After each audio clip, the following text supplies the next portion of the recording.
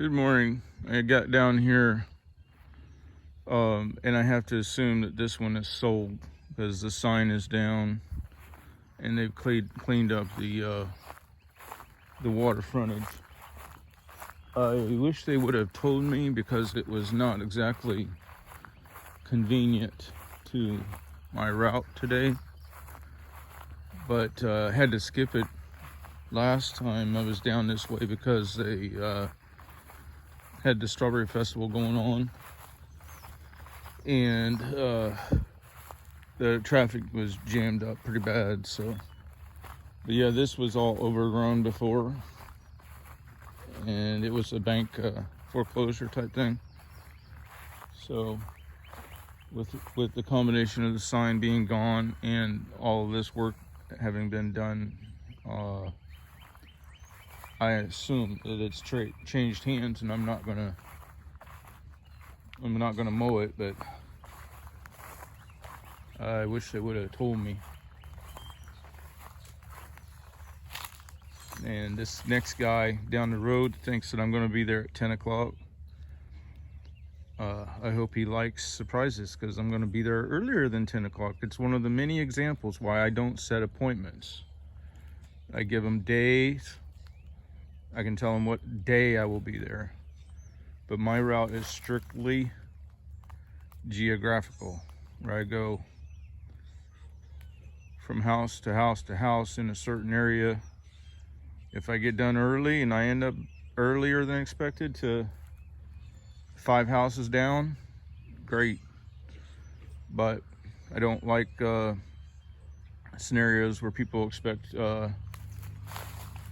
absolute compliance with strict appointment schedules, because if I was here in this area with 5 yards to do and I was running late, but I had a strict appointment back in the other town, what am I to do? Pull off and leave 1 yard undone and then drive clear back to it so that I'm not late for the appointment? That's not going to happen. So all right, I'm on to the next one. Good morning. Just finishing this one up. Even though it's not the style I like, is in that they want it cut low. And it's just a weedy yard. I wanted to show the edging and how nice that turns out. And the edging's not just for show. What it does is it lets the moisture get under the sod, because it's gonna, moisture when it rains is gonna run off of here. And if there's nowhere for it to be cut in where it can get underneath and into the roots, it washes away the nutrient layer on the topsoil, and it never gets into the turf. So I like to edge them out all nice because it helps the lawn. And I think it makes it look a lot better. Plus, you break up the roots, the root bound area right at the edge of the concrete, and you make a isolation barrier between the desiccating surface. The concrete's going to be the first to dry out in the sun after a storm, and then it just wicks the moisture out of the soil and turf behind it, next to it, I mean, rapidly. So when you cut that isolation barrier, it helps with the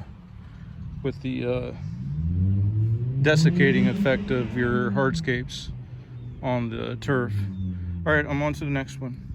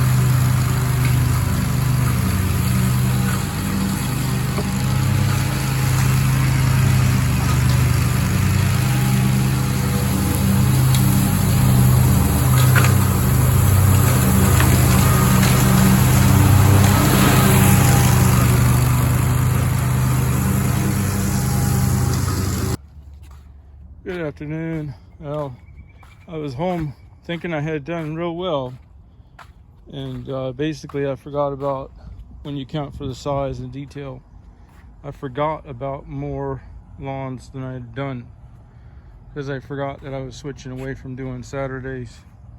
So I got one more to do, and it looks like obviously I won't make it to DMV, so that means no boat on the water for me this weekend. All right, I want to get back to it and get that last one knocked out. Have a good one.